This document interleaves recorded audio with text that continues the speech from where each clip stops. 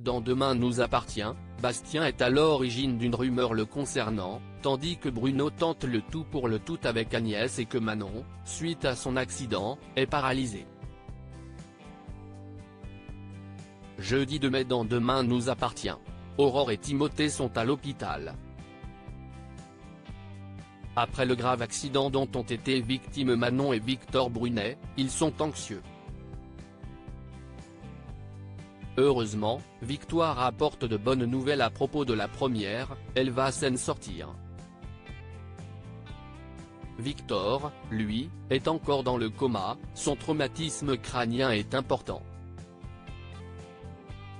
En discutant avec Victoire, Timothée commence à comprendre les circonstances de l'accident. Manon, qui conduisait le véhicule de police, est responsable du crash. Demain nous appartient en avance, Bastien fait son coming out au lycée, Violette et Bastien discutent ensemble. Ils croisent alors Jordan, qui leur fait un grand sourire. Discrètement, Bastien prend une photo de lui. Un peu plus tard, alors qu'il aide Maud, Diego reçoit un message de Bastien, le fameux cliché de Jordan, accompagné du commentaire BG trop sweet dans son souhait. Ils en concluent que Bastien fait son coming out. Peu après, Bastien reçoit des dizaines de notifications, il réalise qu'au lieu d'envoyer la photo de Jordan à Violette, il l'a transmise à l'intégralité du groupe de la classe. Violette lui conseille alors de laisser couler. À la sortie des cours, Diego révèle à Jack et Ryan que Bastien a fait son coming out. Ils n'arrivent pas à le croire. Demain nous appartient en avance, Karim est dépité qu'Agnès soit tombée sous le charme de Bruno alors qu'Alex et Karim prennent un café ensemble, ils sont rejoints par Bruno. Ce dernier sort à peine de la douche et s'est visiblement imbibé de parfum de la tête aux pieds. Cet effort olfactif serait-il lié à Agnès Prado?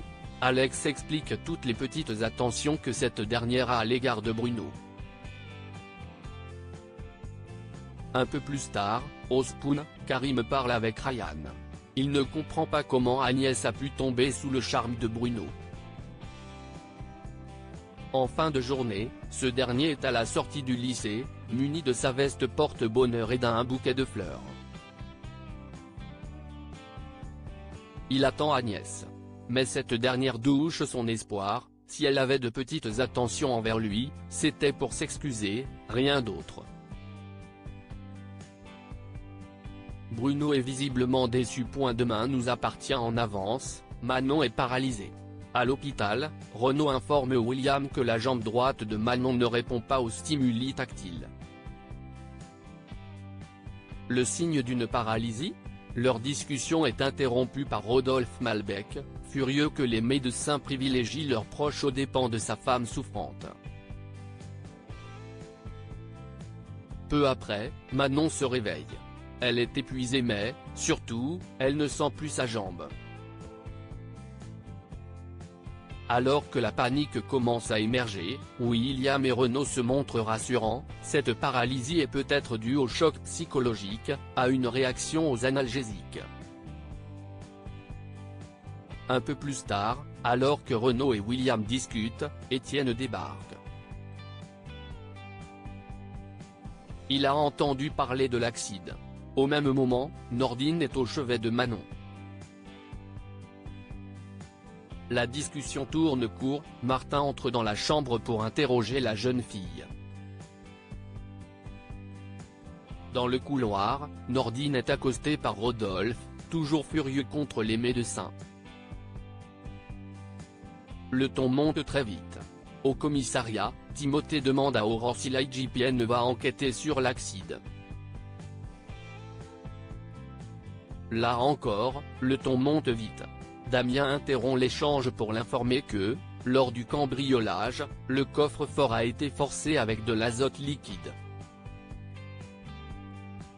Aurore appelle William pour l'informer de la méthode du cambrioleur, qui rappelle celle d'Alexis Langlois, le complice d'Étienne. Ce dernier pourrait-il être l'auteur du cambriolage? Convoqué au commissariat, Étienne réfute d'avoir vraiment envisagé de faire évader sa femme. Aurore et Martin l'interrogent ensuite à propos du cambriolage. Si est-il à ce moment-là qu'ils reçoivent l'info selon laquelle un autre vol vient d'avoir lieu, disculpant donc Étienne. Ce qu'ils ne savent pas, si est-il que les cambrioleurs en question sont Luna et Dorian.